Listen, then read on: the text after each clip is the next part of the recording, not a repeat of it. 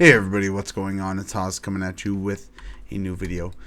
This video is in the background you're gonna see me just working on some glyph making, but this video is gonna be more talking about the auction house, some advanced tactics to the auction house, something that I'm really not gonna be able to actually show you. I just more have to just talk about.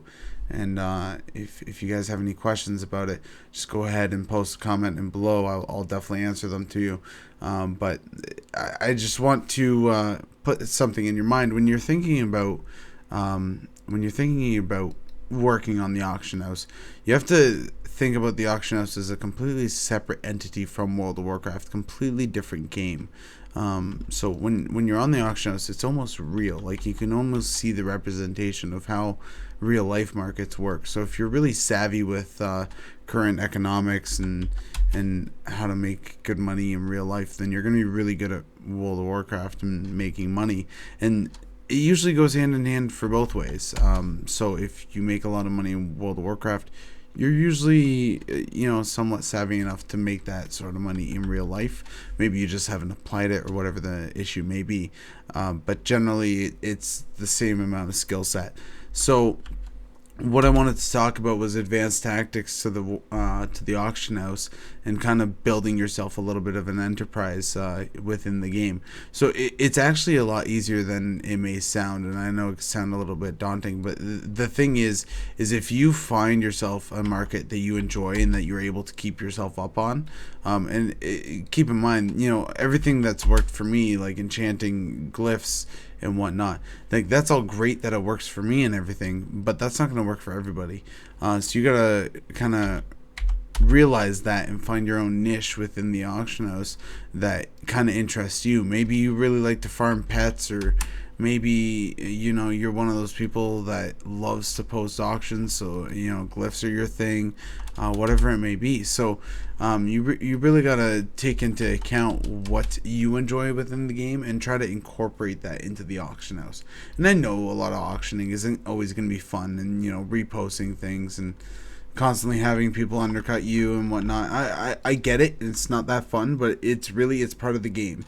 It's part of how it works. If you're one of those people that basically you get undercut and then you take to your mailbox going to flame a guy and tell him to stop undercutting you, that's I don't even know what to say. Like Coca-Cola and Pepsi, like Pepsi doesn't go to Coke and say, hey, you're selling your Coke too cheap, bring up the price, or something, or why are you always doing better than us? Stop it. Like you can't just do that. We live in a capitalistic society to begin with. So to think that you're gonna come into World of Warcraft and get some sort of different representation of how life works, you're sadly mistaken. So at the same time, when you're looking at undercuts, when you're looking at combating those undercuts, while I'm on that topic, you really want to look at more when this person is on, when he's posting, kind of study him a little bit and then understand when he's posting and then counter that. So when he is posting, undercut him. If you ever want to really take control of a market, you can do things as aggressive as totally walling the people. If I wanted to, I could set all my glyphs right now to the price of 25 gold or lower and just post them all on the auction house, completely ruining the market. And it could have ruined the market for days. But it's completely to establish some sort of dominance and presence within the auction house. And I know it sounds really weird, but at the same time, to block out all your competitors for a certain amount of time and then eventually being able to post at your own prices, that's a pretty good outcome. Now, I really don't practice walling. Like I don't do it at all. I think it's a useless practice at this point. But I've seen it done. Back in BC, I had this friend, Cooldowns, and essentially he was big into the glyph market, and he taught a bunch of people in my guild how to make money off glyphs. Well, eventually it turned into him leaving the guild for some reason, drama related, and all of a sudden, yeah, he tanked the market on the server, and literally the market was shot for gems throughout the rest of BC. Gems were worthless in BC, for my server at least. And I know every other server was making tons of money, but this guy just had so much capital, nobody could contend with it. Nobody could even come close to combat it. So it's that kind of mentality. And I don't have a lot of gold, but at the same time, it's really not hard to take control of a glyph market when realistically to get a full thing of glyphs probably costs you around 10,000 gold. Not a big price to spend when you're looking at a potential profit of 60 to 70,000 gold at least. That's if obviously they all sell. Like I just restocked my glyphs at, I believe 78,000 was what they're worth, and now they're all worth 33. And some of that's due to deflation of the glyphs, but a lot of glyphs actually rise in price.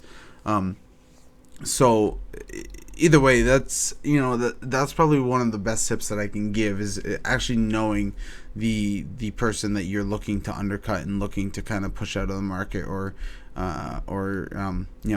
keep on your toes with him.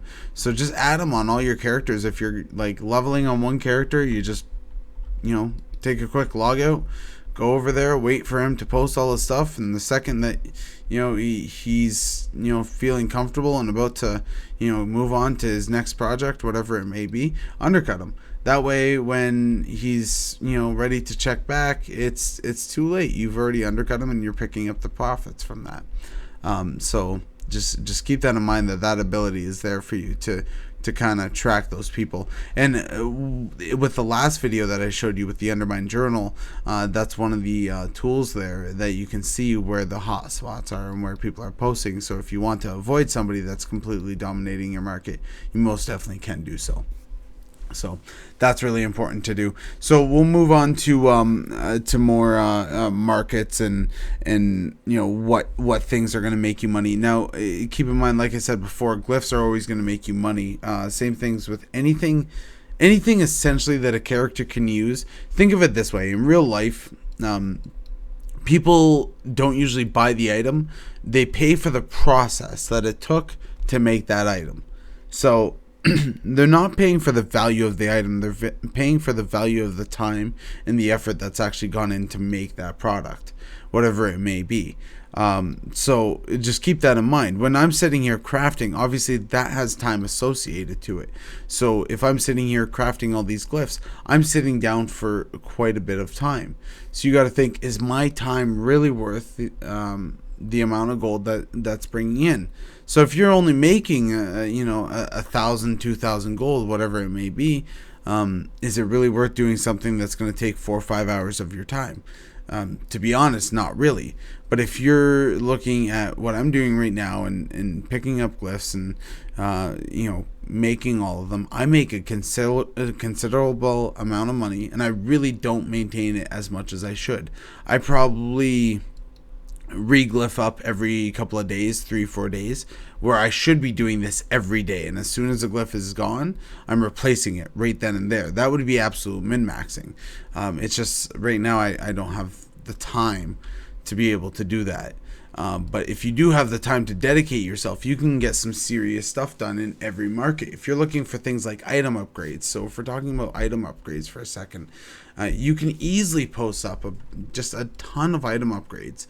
Say you have one of each and just throw them all up. Now the thing is they're not all going to sell in one day, but the important part is you're probably going to get a few sales every day. So that's what you want to look at, and that's what you want to see as the difference, is how much is coming in. And when you have those up on the auction house, every time one is sold, you're remaking a new one, putting it up on the auction house.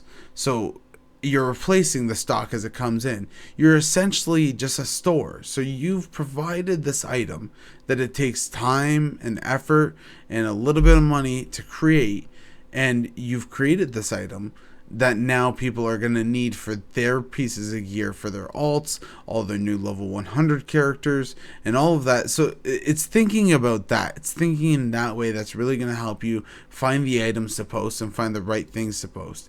So like I said, you're always looking for things that people are using. So if you're looking at item upgrades, potions.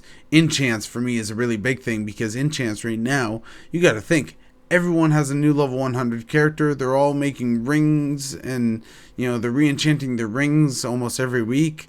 Like that's a big deal. That's a lot of gold for you if you're really keeping on top of that. There's a lot of new 100s out there that just want that. Plus everyone gets gear every day anyway, so it's just an influx. Now I've noticed that, and I think it's correlated. I've noticed that the temporal crystal prices skyrocketed, and I think that's because it just can't meet demand.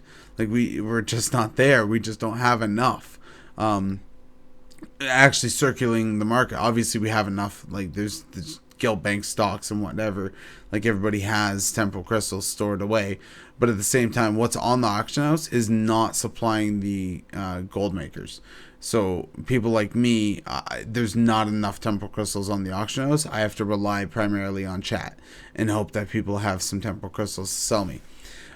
So that's pretty much that. So like I said, you're always wanting to kind of keep track of what people are buying, maybe what's new next expansion, what mats are going really well and why they're going really well. Maybe there's something more lucrative in it instead of just selling the mats. To go all in and actually produce the product and sell the product. So you got to keep that in mind too. So if you're, let's say, mining ore and then just selling it without knowing that you can do a jewel craft shuffle with all that ore and then make double your profit, that's a pretty big deal to understand that you can make double what you're already making just for another 20 minutes of your time. So just keep mindful with that, and be aware of what's being sold on the auction house and how it's making money. And like I said, Undermine Journal is one of the best things that you can do to kind of refer that. So just make sure that you're keeping on top of your Undermine Journal, and make sure that you're looking at that information and reading that. Like how I start my day is usually sitting down with my coffee on WoW Economy on Reddit. So just knowing the market and knowing how things work is gonna put you a league above the average World of Warcraft player, because they don't understand that the auction house is this completely different beast than what they're used to. So just keep that in mind when you're thinking about things like that. It's really important when you're looking at WoW in that light, or the auction house in that light. And the same thing goes with mounts, and that mount market is huge right now, and I really want to get into it. I just don't have enough gold right now. If any of you don't know, I actually restarted my account not too long ago, so this means like I literally started with nothing, absolutely zero on my account, and I've now leveled up a paladin, a hunter, and I've got 200,000 gold, which it's not a lot, but for 2 months I'm pretty happy with it. And I could have a lot more coming in as soon as I have a few more level 100s up with more professions, so I can enter more markets and do more things. So that's that's really exciting when I do a lot of that. And a lot of that I'm going to make videos of, and kind of maybe do some progress videos. What I've been thinking is progress videos with gold making, so you guys can kind of see the process of actual gold making and like what I'm doing. That way maybe you guys can either copy my methods, which I really don't mind. If you copy my methods, sure, go ahead. If it's making you gold, that's enough for me. But at the same time, it's not always good to just copy a method, and you should really go out and find your own kind of niche and find your own market to dabble in. I definitely know it's worth it when you find your own thing and you're dominating it, and next thing you know, you've made 400, 500,000 just from that one thing, and that ends up being your major profiting factor. So just keep that in mind when you're looking at things, right? When you're looking at certain markets, and that's essentially what you want to take away from that. That there's money in a little bit of everything, but if you can find that thing that really works for you, stick to it and really let it grow and see how it goes. And I talk about the auction house a lot like it's a business, and it really kind of is. If you look at a lot of these people that are doing the auction house, it's not it's not like they're doing the auction house because they're bored of World of Warcraft or whatever. The auction house, like like I've been saying, is it's addicting. It's really addicting. You're able to really manipulate markets. You feel a little bit powerful doing it all, and it almost gives you a sense of control over what's going on and what people are buying. And it gives you a little bit of an ego, actually, a little bit. But there's times where I like to help out. Some people maybe doubling up on glyphs, buying two of the same glyph by accident, and I'll whisper them and be like, "Hey, listen, I noticed you bought two of the same glyph. Like, do you want me to buy it back from you? I'll buy it exact price that you spent on it. That way you get your money back." Just shit like that. Being a cool guy, and that's important, right? But don't be that person to just run to your mailbox and go whisper somebody. Just be courteous. If you're actually understanding, like, nobody's taking undercuts personally, and if you are taking it personally, I think you need to really evaluate what you're doing in this game. But somebody undercuts me, and I don't just post them. I have them added, and they're on my hit list. That's the important part. And yeah, it's a little bit competitive, absolutely. But that's a part of it. That's why it's so appealing to a lot of people, is the competition in terms of it. And you can play on a low pop server and get better luck with low pop servers, absolutely. And actually, I want to start a video series where I pretty much start from scratch on a low pop server and kind of show you guys how to make some money on a low pop server. But it's always interesting to kind of see how the competition kind of works for two different populations, because what I've noticed with high pop, there's a lot less of those angry males coming out, whereas a low pop, you notice a lot more of those angry males coming out. And I think it's just because there's less people, and when somebody has a stronghold on a certain market, and then all of a sudden somebody comes into it and just completely dominates it, you feel threatened. You feel like you've had this for so long, and now somebody's taking it away. Well, the simple fact is maybe that somebody is better than you. So just learn to be better. Learn to find his patterns and undercut him, and get under him. And like it's a give and take. I get undercut all the time, and I probably am on a couple friends lists, I guarantee you. But at the same time, every time I get undercut, I'm not really bitching about it. It's really easy, if once you have TSM, to just repost things. So it's really not that hard to kind of post things up and get things done. So just keep that in mind when you're looking at that. It's not that hard when you have TSM. So just don't get upset about undercuts. They happen. That's part of how the auction house works. But yeah, to kind of sum everything up, it really depends on what you want to sell, what you are most comfortable with selling, and kind of what's easiest for you to work on and to make, and look at the professions that maybe you have already and kind of refer off that and be like, okay, well, I could probably do this. I could probably make some Hexby bags. I could probably process a bunch of old mats into dust and sell the dust. Like, there's a bunch of things that you can do. So just keep that in mind, and also keep in mind of competition, how to fight competition, how to work with them too. You can always work with some competition if they're open to it. But just remember that the competition's out there, and you can really manipulate the market in a way to help you and diminish the competition. So keep that in mind. And yeah, so on I guess a closing note, because there really is no good way to close, a bunch of rambling about advanced tactics with the auction house. I'd probably say, if you guys have any questions or anything that you maybe want clarification on, or maybe something that deserves its own video, go ahead and post in the comments below, and I'll definitely answer it for you. But this, I guess, is going to be the 11th day of Christmas.